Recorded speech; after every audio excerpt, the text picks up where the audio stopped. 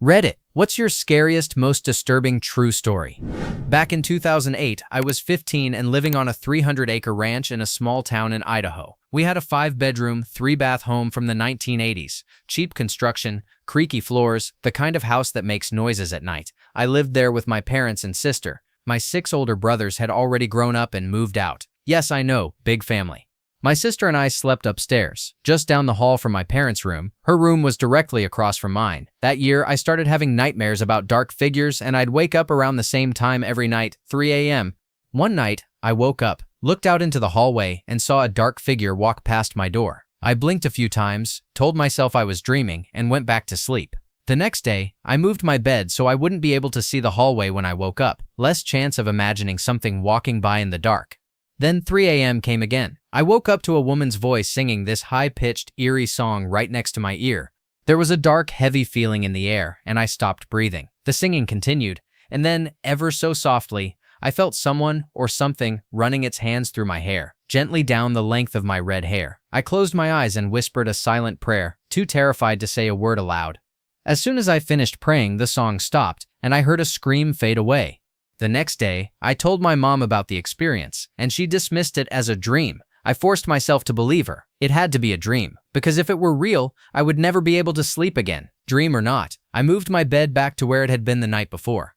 3 a.m. came around again, and suddenly I was awake, staring into the dark hallway between my room and my sister's. That's when a dark, slender figure walked into the hallway and stopped. It turned its head, peering first into my sister's room, then into mine, back into my sister's room, and then it turned to look into mine again. My heart was pounding so hard I could hear it in my ears. I wanted to scream, but I couldn't. I was frozen with fear. The figure paused, and though I couldn't make out its face, I swear it felt like it was smiling, like it knew it had me. Then, just as I was gathering the courage to scream, the figure dropped to its hands and knees and started crawling into my room. I let out the most pathetic scream of my life and shouted, "There's something in my room." My parents turned on the lights and came running, but there was nothing there. To this day, they say I must have been dreaming. I switched rooms after that, and even now, whenever I visit my folks, I refuse to sleep in that room.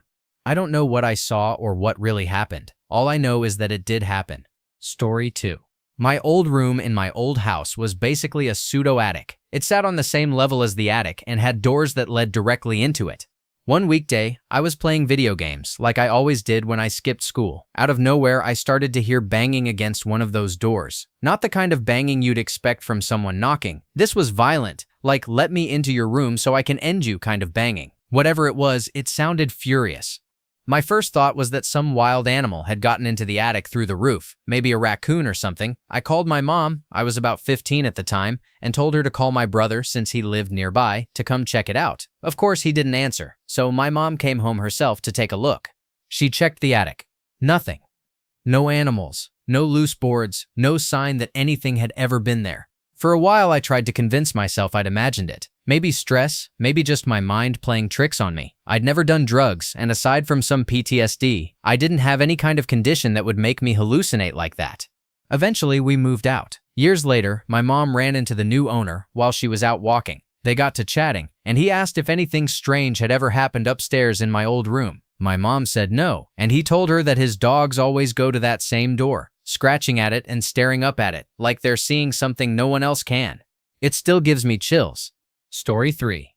I was on a backpacking trip along the Appalachian Trail, and my dad and I stopped at one of the many public cabins. We set our bags down and joined the campfire. It was just us and a middle-aged Asian couple. We began talking as the sun set, not expecting anyone else to arrive.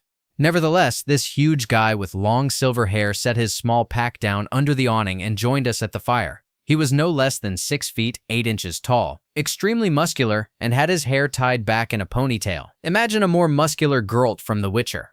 We started talking, and he seemed very friendly. Then my dad asked the man, "So, where are you from?" No response. My dad repeated the question, thinking the guy hadn't heard him.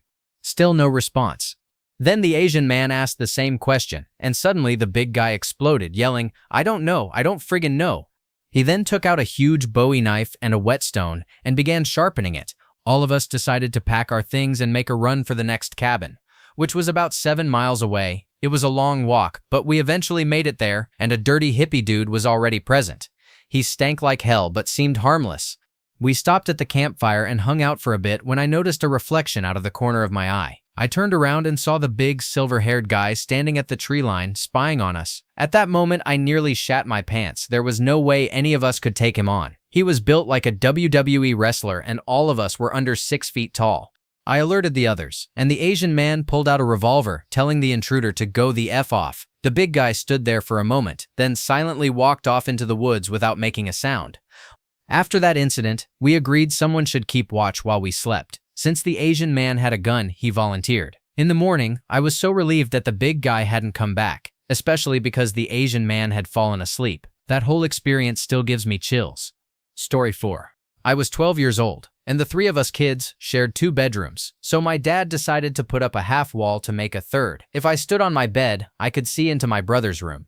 We were young and used to throw a ball back and forth before falling asleep. One night, I was just drifting off when my mom tapped me on the shoulder and said, "What are you doing?" I remember thinking that was a weird question. Obviously, I was sleeping. I turned around to answer her, only it wasn't my mom. It wasn't even a person. It looked like a 3-dimensional shadow of a man, just pure black. I screamed with my eyes shut, and when I opened them again, the figure was gone. My mom and dad came running into my room. I told them everything, but they thought it was just my imagination. They told me if I was scared, I could sleep in my brother's room. I tried to sleep, but I was shaken. Later that night, my brother woke up to go to the bathroom upstairs, and I pretended to be asleep. I didn't want him to know I was still scared. I heard him walk into my room next door, climb onto my bed, the springs creaked, and then nothing. Silence. I thought he was trying to scare me on purpose, so I looked up to show him I was awake, and that's when I saw it again. The same dark figure standing there, arms crossed, with its head resting on its hands. Even though it had no facial features whatsoever, I knew it was looking at me. I tried to convince myself it was just the darkness, that my brother was playing a prank, and I was imagining things. Then I heard the toilet flush upstairs. It was just that one night. I never saw anything like it again, or even close. But years later in my 20s, when I was living alone, I felt a tap on my shoulder. "What are you doing?" I'll stop there, because you'll think I'm crazy, but that was the last time I ever heard it, and I'm 31 now. It's not a ghost story. It's just something I know I'll remember until the day I die. Story 5. A guy followed me home from the train station once. I think he still knows where I live. I had just gotten out of work and was waiting at the station. I had my headphones in and was staring at the screen with the arrival and departure times when this man suddenly appeared out of nowhere. He got really close to my face and asked if I had a boyfriend. I didn't answer, I just walked away quickly. He looked and smelled homeless, his eyes wide and darting around the room like he couldn't focus on anything. He also had an erection, and he was so close that when he spoke, he spat on my cheek. There are always strange people at train stations, so I brushed it off. Whatever. I thought I'd never see him again anyway. I tried to move on. After I got off the train, I took 2 buses and then walked a few blocks to get home. I was focused on the podcast I was listening to and not really paying attention to my surroundings. Both buses were crowded, so I didn't notice much around me. When I finally reached my stop and started walking home, I realized the creepy guy from the train station had gotten off the bus behind me. There was nobody else around, so I ran the rest of the way. When I reached my door and started fumbling with my keys, I looked up and he was standing at the end of my driveway just staring. I was crying and shaking, trying to unlock the door when some of my neighbors pulled up in their truck. I screamed, "Hello, sir, help!" The creepy guy turned and walked off into the woods without saying a word. I called the police, but it took them a while to show up. When they finally did, they had me write a statement but didn't seem particularly interested. My husband left work early and came home right away. Over the next few days, we saw that same man lingering around the neighborhood, walking past our house a few times, but eventually he stopped. I haven't seen him since. Story 6. Recently, a friend and I were swapping our favorite horror movies. We'd been childhood friends, growing up in the same suburb of Detroit. As we talked, I started thinking about something that had happened when I was in 2nd or 3rd grade about 30 years ago. Then, out of nowhere, she said, "I don't know if you remember this, but the police started patrolling our neighborhood when we were in 2nd or 3rd grade because when I was walking home from school, 2 men in a blue pickup truck rolled down the window next to me and said, 'Hey girl, you need a ride home?' One of them tried to grab me. I took off running, tearing through people's yards, and when I got home, I told my mom. She called the cops and started walking me to the bus stop after that." I confessed that I'd been thinking about a time when my cousin Sean, who recently passed away and has been on my mind a lot, saved us from what could have been something terrible. Sean was really smart, much smarter than I was. We were wandering around the neighborhood like kids did in the 80s when a blue pickup truck pulled up beside us. 2 men were inside and one of them called out telling us to hop in for a ride. Sean immediately said, "No thanks," and told me to sneak onto a neighbor's back porch, which luckily was unlocked, and stay down. I remember whispering that we'd get in trouble for not asking permission first. I wasn't the brightest kid. I guess I'd have rather followed the rules than stayed safe. Sean just said, "Stay here and hide, act like we live here," and went inside. A moment later, one of the men got out of the truck and started walking into the yard, looking for us. We stayed completely still. After what felt like forever, probably about 15 minutes, he got back in the truck and they finally drove away. I look back on it now and think, what a close call. We lived near the area where the Oakland County child killer operated, though in a much poorer neighborhood than the ones he targeted. Still, I've spent the last few nights reading about that case and thinking about that blue truck. Story 7. When I was 12, I saw two tourists struggling to communicate with the cashier at a bookstore in Indonesia. Since I'm bilingual, I went over to help translate, then went back to browsing my books. After paying, one of the men came over to thank me. He said he wanted to take me out for dinner to repay me. Being 12, of course I told him I couldn't go anywhere without my parents' permission. He smiled and said, "I'm sure you can sneak out, right?" No. By then, I realized his friend had come up behind me, and I was boxed in between them in the middle of two bookshelves. My sister had already ducked under one of the shelves and run off, leaving me alone. They kept insisting, asking if I could at least grab lunch or a drink with them. Again, I reminded them, I'm 12. Thankfully, one of the salesgirls noticed that something was off and came over to ask if everything was okay. I took the chance to get the hell out of there. My sister and I went to another store, but then she suddenly started freaking out. They were right behind us. At first, I thought maybe it was just a coincidence. We went into a lingerie store. They followed. Okay, definitely not a coincidence. We ran to the store where our mom was shopping, and the salespeople there immediately called security. At the time, I just thought they were kind of creepy, but now that I'm older, holy crap, they were friggin' creepy. Oh, and for context, I'm Asian, so at 12, I looked about 8 or 9. Story 8. A few years ago, I went to the kitchen around 2 in the morning to get a glass of water. I figured, why bother turning on the lights if I'll be done in 5 seconds, right? So there I was, 10 years old, standing in complete darkness when I noticed someone staring through our window, their hands pressed against the glass. We had see-through curtains, so I could see them clearly. I screamed at the top of my lungs and froze. My mom came running, finding me crying like a baby in my pajamas. By then, whoever it was had already disappeared. I told her what happened, and she grabbed a knife and went outside to look for him, but she never found anyone. And that's why we don't have see-through curtains anymore. To this day, I still have an irrational fear of the dark. Story 9. My girlfriend and I went to Walmart one night around 11:30. We parked close to the entrance. Only one spot was open to our left. As we were slowly making our way through the grocery aisles, I noticed a man out of the corner of my eye. He didn't have a buggy or a basket. When I looked over, he suddenly grabbed a random box of something and stared at it intently. Not in that absent-minded I'm shopping kind of way, but more like he was pretending to have a reason to be there. I made a mental note of it and we kept going. After seeing him in the same aisles and nearby several more times, I told my girlfriend, let's wander around a different part of the store for a bit, just to see if my suspicions were right. About 30 minutes later, we ended up at the self-checkout. Guess who was sitting on the bench right in front of it, with no shopping bags? I thought to myself, maybe it's a coincidence, maybe not. As we were leaving Walmart, I suddenly got this gut feeling. Something was off. I told my girlfriend to stop, and I stopped too. When I turned around, that same guy was right behind us, so close that when we stopped abruptly, he nearly ran into us. We just stood there staring at each other like two deer caught in headlights. For a second, I couldn't even process what was happening or what he might have been planning. After that tense moment, he broke eye contact, turned, and walked away like nothing had happened. Then I saw it. He got into a windowless white van that was now parked in the empty space right next to my car. That was a few years ago, and I still think about it often. What could have happened if we hadn't stopped? There were just too many coincidences for it to be nothing. It still gives me chills. Story 10. I was walking home from a party about a year ago. I live on a bumpy, unpaved hill, so the walk is usually quiet except for the sound of my footsteps. But that night, I started hearing someone talking.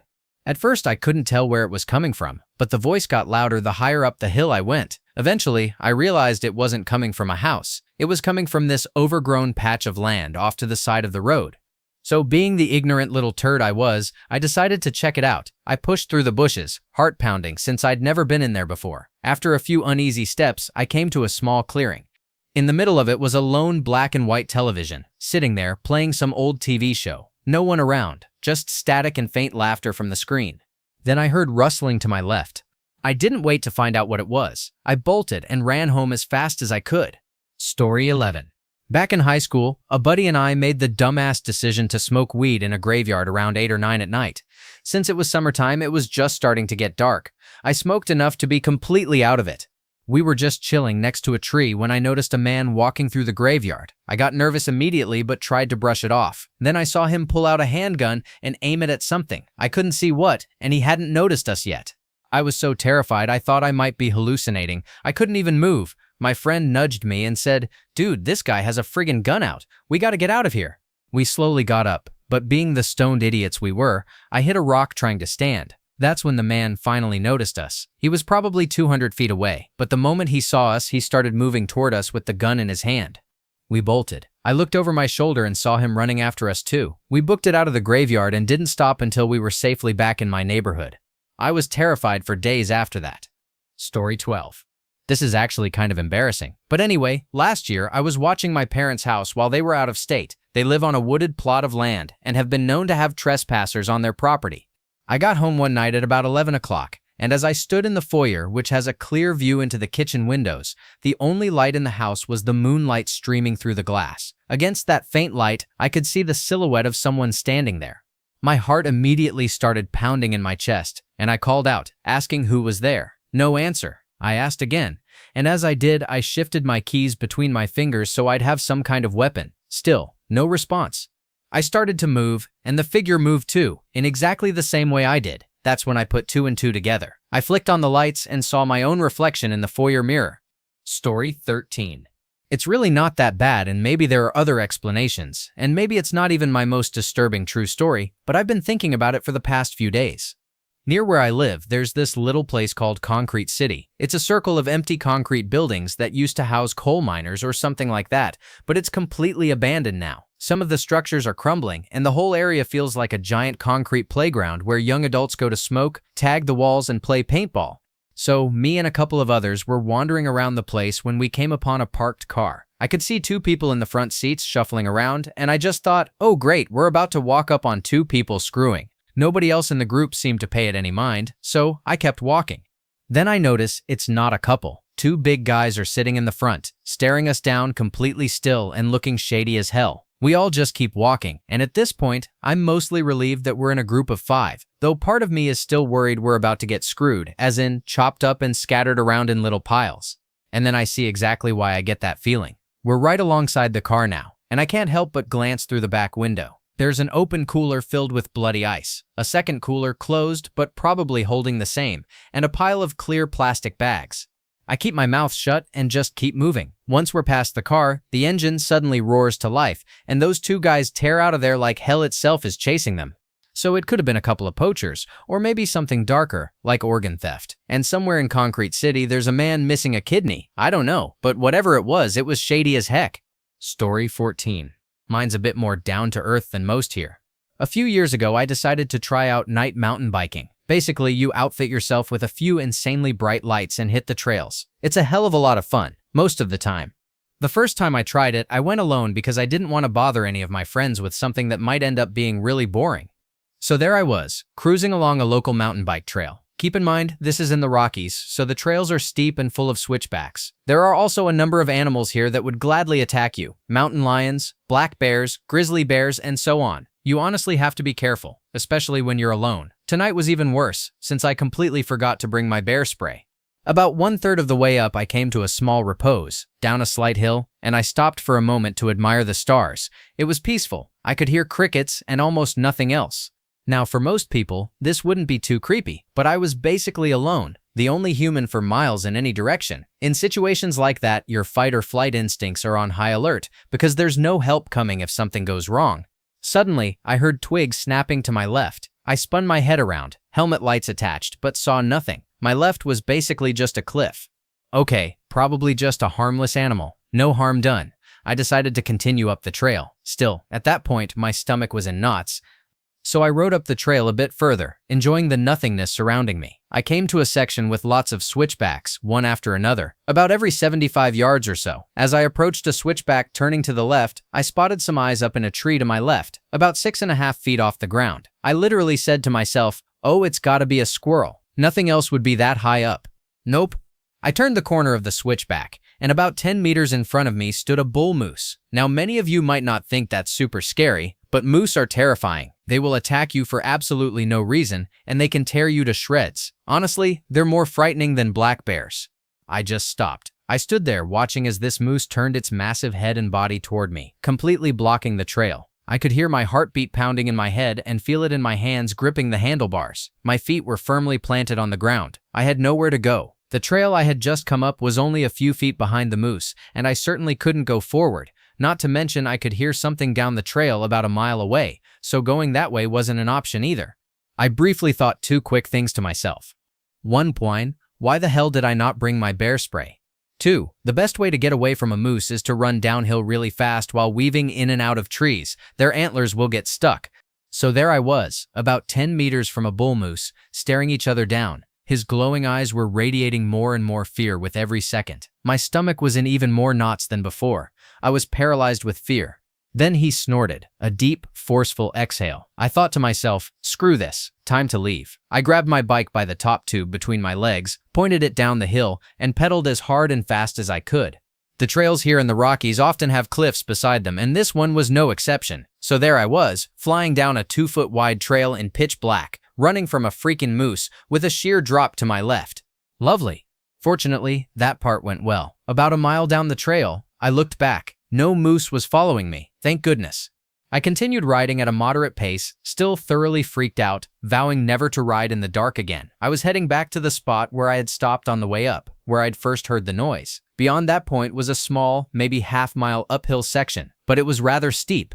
I was fully aware that the last time I rode through this area, there had been some sort of animal. I kept willing my bike not to get a flat tire or stop for any reason. Then, as I crested a small hill, about to tackle the steep half-mile climb, I saw it. At that moment, I thought to myself, you've got to be friggin' kidding me. It wasn't a harmless animal I had heard the first time. It was a black bear. This time, it was off to the side of the trail, about 15 meters away, but I literally had nowhere else to go. There were no other trails, and I couldn't turn around, so I pedaled. I pedaled as hard as I could up that hill, internally screaming, don't stop, you're not tired, don't stop.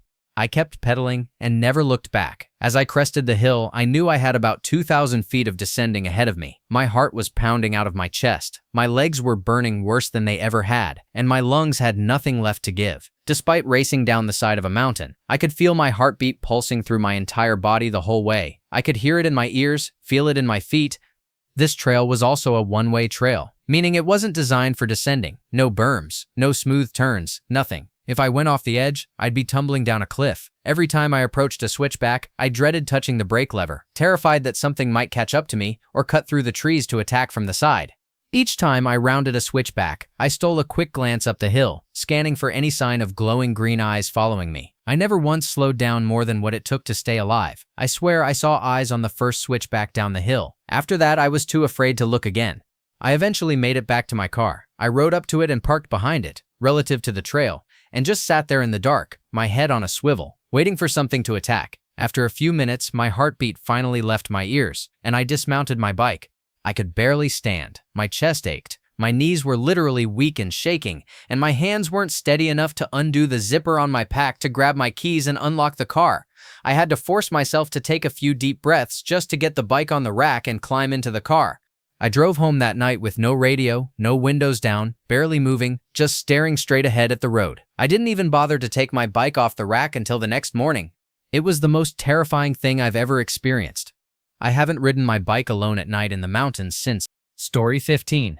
This was roughly about 3 years ago. To preface this story, I'm not a believer in the supernatural, the occult, magic, or anything like that. My best friend, however, is, and just to be clear, this is not fake. I didn't make it up. Where I grew up, there's a road called Indian Cabin Road. It's a long stretch that intersects several other roads, eventually turning from pavement into dirt. If you follow it far enough, you end up near a river and another town. But for a good while, you're just driving through thick woods with no guidance except the road itself, since there's absolutely no cell signal out there. Now, being from a small town, every kid knows about it. It's almost a rite of passage. I'm 100% certain that if I walked up to any local at a Wawa and asked about Indian Cabin Road, they'd immediately say, yeah, that place is haunted, and leave it at that. So anyway, my best friend and I decided to find it and drive down it on Halloween night. After searching our maps and finding the street it branched off from, we headed out in her old Caprice, wondering the entire time why on earth we'd chosen the worst possible car for off-roading. She's a firm believer in the supernatural, so the whole drive she's hyping up the fact that it's Halloween and we're cruising down the most haunted road in town. I'm rolling my eyes, trying not to laugh, but honestly, it's Halloween, so I might as well lean into the supposed spookiness of it all. We end up driving most of the road without even realizing it, until we reach the point where it turns into a dirt path more than an actual road. Not even 10 minutes later, my friend suddenly stops the pine. Before I can even reply, I hear her whisper, "Horse opera, what the heck is that?" in the most bone-chilling, terrified voice I have ever heard in my life. In the tree line there was something. The only way I can describe it is as this spinal, skeletal thing, staring at us with glowing red eyes. It was on all fours, but its body was stretched out unnaturally, its back legs longer than its front. It was pitch black outside, but with both her high beams and headlights on, I'm 100% certain it wasn't a person in a morph suit, or an animal, or anything in between. It just stared, this inky black creature, and then it started to move toward us. Now, in high-stress situations, I tend to laugh to calm my nerves, so I started chuckling, telling her it was just a wolf, nothing to be afraid of. My friend immediately floored it, speeding out of there while repeatedly asking me what it was and what was happening. All I could say, the only thing I could manage was, "It's just a wolf. It's just a wolf." But I was terrified. To this day, I have no idea what we saw. We haven't driven down there since, and my friend still brings it up every time I say I don't believe in the supernatural. TLDR, maybe things really do go bump in the night. Story 16. As I was writing my other post, I was reminded of the time my friend and I traveled to Europe together when we were about 16 or 17. We both loved animals and would buy sausages to feed the local stray dogs. The dogs started following us around for a while and would greet us every day, two big, scruffy mutts that we'd befriended.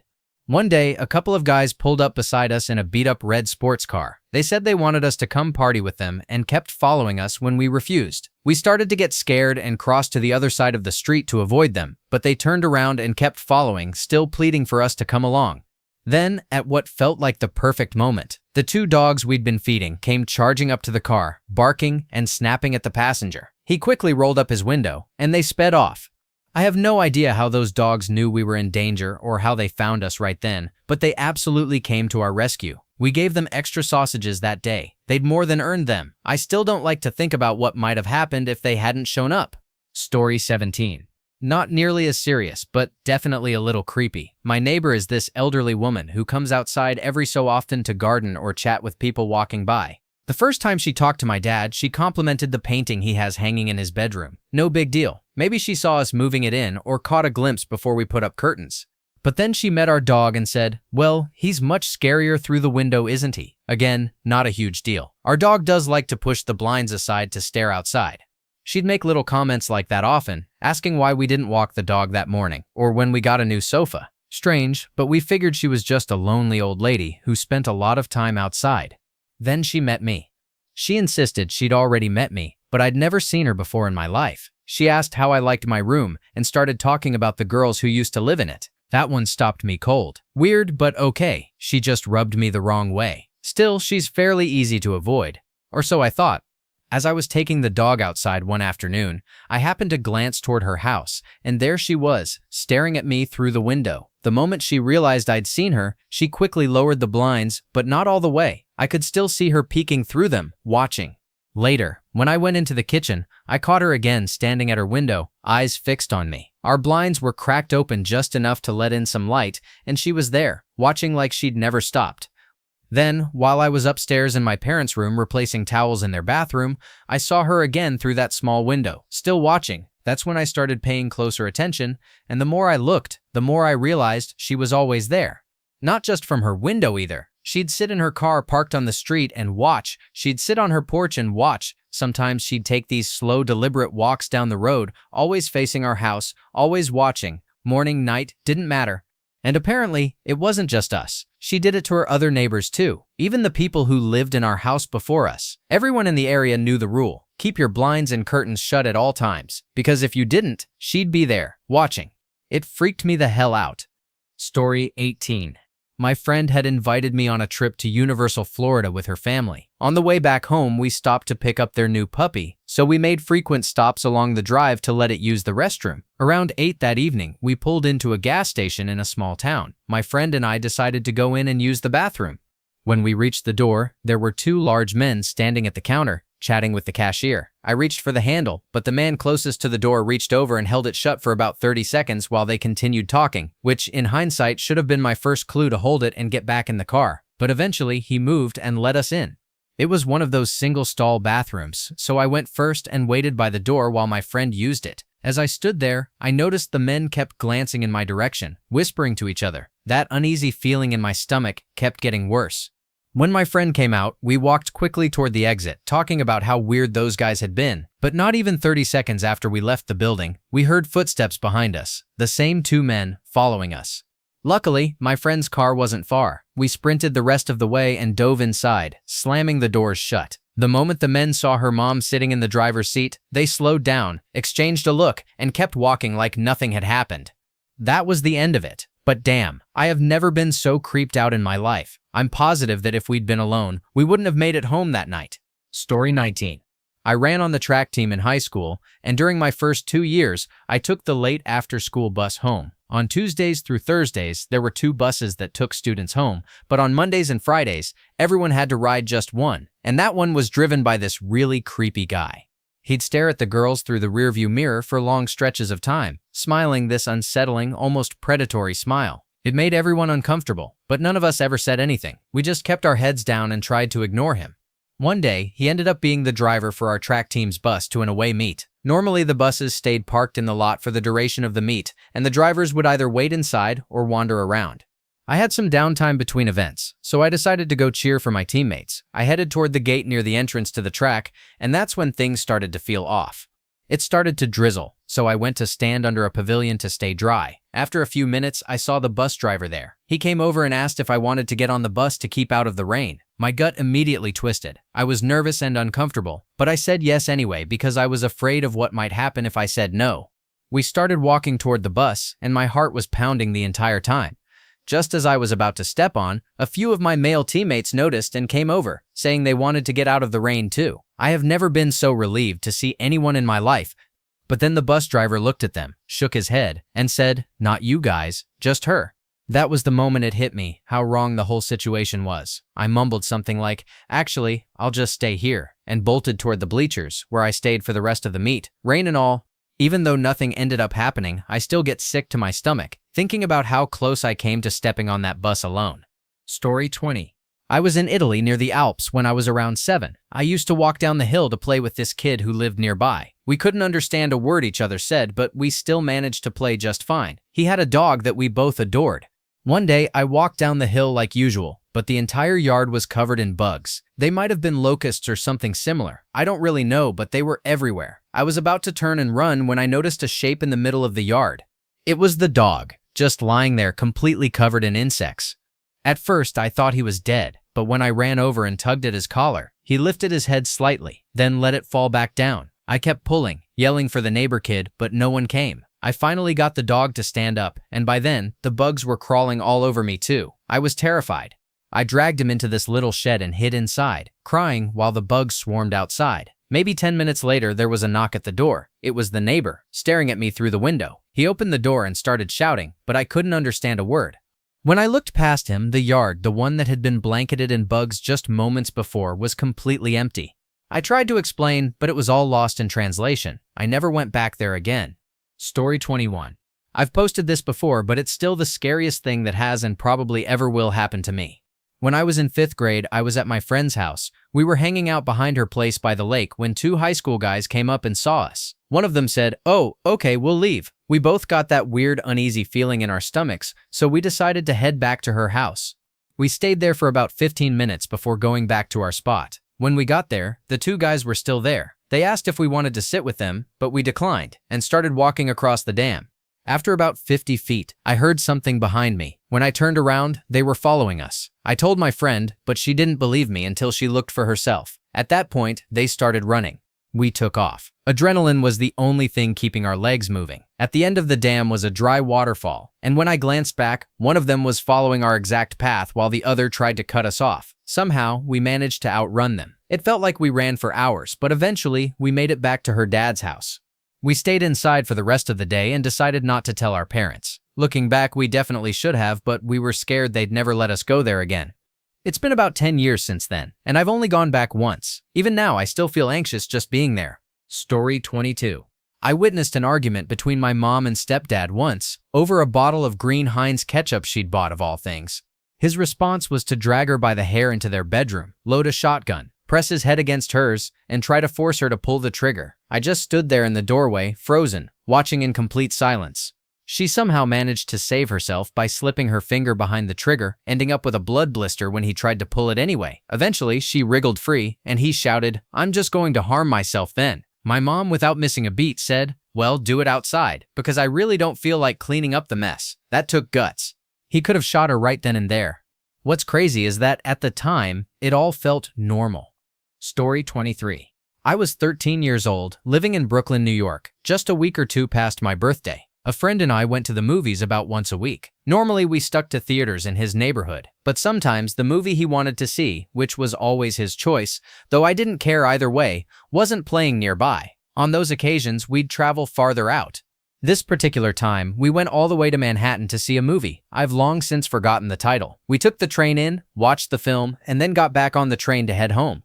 Because we lived in different neighborhoods, we had to get off at different stops. He exited first, and I had to continue to the last stop to catch a connecting train home. The subway car I was in was completely empty, as was the car next to it, which was the first car on the train. After sitting there for a bit, I don't know what possessed me, but I decided to move to another car instead of staying put in the empty one.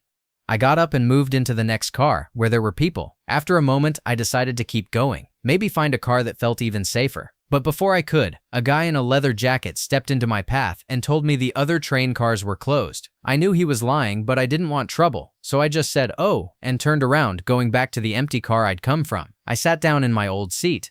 That guy and his friends must have taken my reaction as weakness, which honestly, it was. I was a meek little 13-year-old, a kid who'd already learned to shrink away from confrontation. I was sitting there trying to focus on anything else when a metal dart clattered to the floor at my feet. Then I heard a rough, angry voice yell, "Pick it up! Pick it up!" I looked over, and the leather-jacketed guy and about half a dozen of his friends were pouring into the car heading straight for me. The one with the dart reached me first. He barked at me again to pick it up, so I did. Then he ordered me to hand it to him. I obeyed. He took the dart, stood over me, and started throwing it into my legs, over and over. I screamed and cried. I tried to cover my legs with my hands, but he told me to move them or else. So I did, and he just kept throwing. My memory of what happened next is hazy, but I remember that after the dart throwing, they started using me as a punching bag. Fists flew into my face, chest, and stomach, not one at a time, but several at once. Somehow, I managed to break free and made a desperate run for the door to escape into the next car, where there were people, but one of them was standing guard. A lookout. He hadn't joined in on the beating, he just stood there watching. I could sense something in him, a flicker of guilt or pity maybe, like he knew what they were doing was wrong. But when I reached the door, he still blocked me. I screamed, cried, begged him to let me through. He wouldn't. He shoved me back toward his friends. That moment, being so close to freedom and realizing I was still trapped, was the worst feeling of all. At some point, I found myself on my knees on the filthy subway floor. I reached into my pocket and pulled out everything I had, a single dime. It was all the money I owned in the world. I held it up in my open palm and shouted that they could have it, just to please leave me alone. A leather-gloved hand pressed into my palm and took the dime, but they still weren't finished with me. One of them suddenly got the bright idea that he wanted to see my head go crashing through one of the subway windows. They grabbed me and started ramming my head into the glass. Thankfully, subway windows are built to be shatterproof. They have to be, with all the vibration from the train. I can't remember how many times they slammed my head into it, maybe half a dozen, maybe more, before finally giving up. Just before we reached the last stop, I somehow found myself standing again. I opened my mouth to say something, I don't even remember what, and a bit of spit flew out, landing on the leather glove of one of my attackers. He slapped me across the face for it. When the train finally pulled into the last station, the doors opened, and they all ran out, all except one, the same guy who'd blocked my way earlier and lied about the cars being closed. He reached into his pocket, pulled out his wallet, and asked if I needed a couple of bucks. I just stared at him, stunned. After everything he'd done, I couldn't believe what I was hearing. I refused. He slipped the wallet back into his jacket, turned and walked off the train like nothing had happened. I went to the front car to report what had happened to the conductor. I banged on the door, but no one was there. I stepped off the train and onto the platform, then crossed over to the other side. I saw a couple of cops with their backs turned, heading down the stairs to leave. I called out to them, but they didn't hear me. I was too weak from the beating to run after them. They disappeared out of sight. It was probably just as well. I hadn't memorized my attackers' faces. I'd spent the whole ordeal avoiding eye contact, and by the time they ran off, their faces were already fading from my mind. I wouldn't have been able to give a clear description anyway. I never knew their names, and they never knew mine. Defeated, I caught my connecting train, this time choosing a car with plenty of normal-looking people. When I got home, I went straight to bed. The next morning, every inch of my body ached. I sometimes think about those guys. If they're still alive, they'd be in their 50s now. Back then, they were just a few years older than me, late teens, maybe early 20s. Some of them probably have families today. Wives, kids, homes, decent jobs. I wonder if they ever think about that night, or if they've long since forgotten the scared 13-year-old kid they left bruised and bleeding on a subway train. But I'll also bet they keep it a secret from everyone in their inner circles. Employers, co-workers, friends, family. About the time they mugged and physically assaulted a young kid, a total stranger, for kicks on a subway train. So many years ago. Their friends and families, wives and children, probably look up to them, thinking they're the greatest people, never knowing what lowlifes they really were and still are. My life at the time, and the many years that followed, were terrible and painful for countless reasons. To be fair, they're not to blame for everything that made my life miserable. Even if I had never encountered them, my life would still have been difficult. But they undeniably contributed to the cruelty and hardship I experienced. I have never forgotten, nor forgiven, the torture they inflicted on me, both physically and mentally. I hope they all burn in hell. Story 24. My ex-husband kidnapped my kids. A church helped him hide them from me. I was Catholic, an idol worshiper as they called me, and he was Baptist. He hadn't been religious when we got married, but whenever his life fell apart, he ran straight to the nearest megachurch. He was in the army and told them I'd been killed in a car wreck, then went to retrieve the kids and disappeared. I called a colonel at 3 in the morning, and 72 hours later, he was forced to bring them back. It was the scariest weekend of my life. Story 25. My mother loves Christmas. It was November, so we went to this famous house that's completely filled with Christmas decorations, the kind of place she adores. The house had 2 floors, and on the first floor, I started feeling a little off. It wasn't unbearable, so I ignored it. But as we started heading upstairs, the moment my foot touched the floor, I suddenly felt a heavy weight on my shoulders. My stomach started to twist, and a pounding headache hit me out of nowhere. I tried to rationalize it, maybe I was just hungry, but even that didn't make sense. I wandered around the store, pretending to look at things, but no matter where I went, I always ended up near one particular door. That was where I felt the worst, yet something about it pulled me closer. It was late at night, so the staff were busy attending to all the clients on the first floor. On the second floor, it was just my family and me. I wondered why no one was looking toward the door. I moved it slightly, but then I started feeling sick, like I was about to throw up, trying hard not to cry. Inside, there wasn't anything special, just a few boxes, but I saw a shadow that made me go cold. I couldn't see anything clearly in the darkness, yet I felt as if something was smiling and staring deep into me, searching for a way to harm me. I nearly passed out as I ran to my family and begged them to leave. I was in such a terrible state that no one said a word. We ran out of the place, and they had to help me because I could barely walk. Only after we passed the fence did I begin to recover. It has been almost 3 years now, and although I can't explain what happened, I still remember it clearly. Most of the time, it still freaks me out. Story 26. I have posted this earlier, but here it goes. There was a time lapse of around 2 months between the end of my internship and the beginning of my residency. I was looking for a temporary job during that period. Someone showed me a temporary assignment for 6 weeks in a very small town, since the local doctor was visiting Europe. I am talking about 1984, the era of snail mail, and when places rather than people typically had phones. I applied, and a few days later, I was called for an interview. On the appointed day, I set off early, as I had to drive 200 miles. I reached the town without any difficulty in locating the doctor's office. It was right on the main road. As I pulled into the parking area, a middle-aged man emerged from the office, walked up to me as I was getting out of the car and asked, "Are you Dr. Entropix 1? I replied, "Yes. Dr. X is expecting you, but a little problem has come up, and he had to leave earlier. He asked me to bring you to his house. Is that okay with you?" "No problem," I replied. I was asked to follow the man. We drove for about 30 to 40 minutes on country roads, and after a stretch of unpaved road, we arrived at a large house, surrounded by cornfields on 3 sides and woods at the back. The whole property was fenced. I was seated in a room and told to wait for Dr. X. Once I had sat down, I began to look around. The room was approximately 30 by 40 feet, furnished with sofa chairs and coffee tables, nothing else, not even a carpet. Then my eyes drifted to the floor. That's when I noticed something. If there is a blood stain on a wall or floor that has been scrubbed almost clean but not entirely, you might notice its edges. Sometimes they are subtle, but if you look closely they become unmistakable. I was not new to blood or blood stains. I recognized one when I saw it. There was a large stain surrounded by smaller ones. I stood up and looked around further. The back of my sofa chair had a hole. When I peered behind it at the wall, I saw a clear impact mark from a bullet. Something evil had occurred in that very room, and fairly recently, the floor had been cleaned, but not very thoroughly.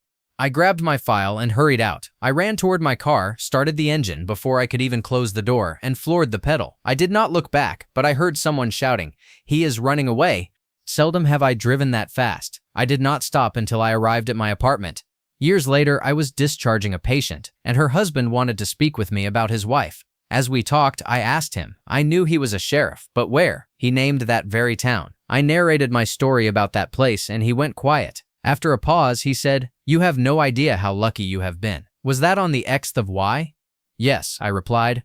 "The blood stain that alerted you belonged to the doctor you had gone to see. He was killed in that room. His wife was murdered in her bedroom. Another doctor was killed 2 hours later, after you had managed to escape. He too had come over for an interview. The third candidate was even luckier. By the time he arrived, the culprits had gone. He waited at the doctor's office, and finding it closed, he turned back. They were captured some weeks later and tried." Story 27. Myself and 6 friends, aged 18 to 28, a mixed European group, were on a 5-day river canoe trip up a tributary of the Orinoco near Mérida in Venezuela in 1998. Our guides were an older, rough-looking German man in his 60s and a slightly younger, shifty-looking Orinoco Basin Indian. One of our group spoke fluent German, but for some unexplained reason, she didn't tell the German guide. Later, she told us she hadn't shared it because she didn't want the creepy guy making comments to her that no one else could understand. We were 3 days in, roughing it in hammocks on the side of the river, not having seen a village for at least 8 hours. The guides mostly kept to themselves after dinner, which was fine, but that evening they were a bit further away, and we could tell they were having a heated discussion in a mix of German and a local dialect. Suddenly, the German girl in our group went pale and looked terrified. It took us a few minutes to calm her down. She explained that she had heard the German guide say something chilling, that the others will be at the place and they will have the guns, and that the crocodiles will get rid of the guys and the girls will go with them to some village the day after next. We were pretty freaked out, but realized that being alone with these 2 men, days from anywhere in the middle of the rainforest, we were essentially trapped. We decided on a plan, which, fortunately, worked in our favor. Early the next day, we resolved that the next time another canoe expedition passed us, we would shout and scream that we were being kidnapped and needed help. Fortunately, a group of 4 canoes came past, and we enacted our plan. Our guides immediately bolted, not even protesting our wild accusations. The only exception was that the German guide pulled a sawn-off 12-gauge shotgun from under a blanket and pointed it at us to stop us from chasing them, which only confirmed to us that they had been planning to harm or traffic us, and they weren't sticking around to get caught. We were then taken to the nearest village, a few hours down a branching tributary, where we explained the situation to the local police and some soldiers that were on exercise or something. It turned out there was a suspected serial killer operating out of the Maracaibo area, targeting tourists venturing into the forest, active since 1996. I was never able to corroborate any of the information we were given by the police through Western media sources or internet searches. We still occasionally email each other about our close call, but it has been 20 years and we have all moved on with our lives. I have never told my family or my wife, and I don't think anyone else ever shared the story with more than a handful of people. Story 28. One day, my friend and I went to Disney World. I had renewed my ticket online, but had to take the paper to the booth for a new pass. We were going to Magic Kingdom, so we stopped by the ticket and transportation center because there wasn't a line. Fast forward to later in the day, and I started getting texts. Now, "Hey Lay love, how you doing?" Weird, because it was from a number I didn't recognize, and they called me by name. I don't usually give out my number, so it felt odd. I replied, "Hi, person whose name isn't in my phone." He said his name was Steven and asked what I was doing with that ugly guy. Okay, so sure, there are people who might know who I was with, but it seemed extremely unlikely anyone would text me this. Also, I surprisingly know very few Stevens. The texts went back and forth for a bit, with him insisting not to worry, that I knew him. He even sent me a WDW badge with the name Steven on it. I'm still not sure if he was trying to play the odds on me knowing a Steven who works at Disney World or what. Then he said, "Have a good day at Magic Kingdom." This added to the creep factor because my friend and I had only decided to go to Magic Kingdom as we were driving there. Neither of us remembers telling anyone which park we ended up at. I told him I had no clue who he was because obviously by this point, if he were someone I actually knew, he should have said something to jog my memory. He replied that I didn't seem to care enough to find out and wished me a good day. That seemed like a good place to end it, so I stopped responding. Then he sent me a screenshot from Maps showing directions from wherever he was to my home address, along with the message, "Not a bad drive." At that point, my friend and I headed straight to guest services because this was obviously no joke, and he had clearly identified himself as a Disney employee. It's also worth noting that almost no one I knew at the time had my home address. I was living with my family, and I didn't like having people over or bothering them, so I kept that information private. The last message he sent was, "Well, don't get too creeped out. I don't want to mess with you that much. I promise you that I'm somebody you already know." It turned out he was the guy who printed my pass. In a transaction that took all of 2 minutes, he decided to take my cell phone and home address off my account. From what I understand, Disney fired him that day, although they didn't want to say too much. I think they were starting to move into liability control. Even a cop came in and told me there wasn't a crime, but I chose to file a report anyway because the guy had my home address. Later, I got a call from a detective who told me I could press charges, and I did. I kind of asked for his opinion, and without suggesting one way or the other, he said that based on how the guy had messaged me, he had probably done it many times before, but I was the first one to connect the dots and take action. I ended up getting a letter from the state's attorney and sent back a reply stating that I was still willing to testify. I've heard nothing since. I'm guessing that among all the crazy Florida cases out there, mine didn't justify much manpower. Luckily, I was at least able to put a face to it because the idiot had his cell phone connected to his Facebook account. I still get the heebie-jeebies looking through those messages years later. I kept them because the detective instructed me to. Even though I know the case probably isn't going anywhere at this point, I feel a bit reassured having them just in case anything ever did happen since he still has that address. It's almost funny in hindsight that my friend had actually joked at one point that maybe he was the one messaging me right around the time we were in Magic Kingdom. It was one of those outlandish, wouldn't it be crazy if comments that unbelievably turned out to be true. Thank you for watching. If you enjoyed this video, be sure to give it a thumbs up, subscribe, and hit the bell icon so you never miss an update.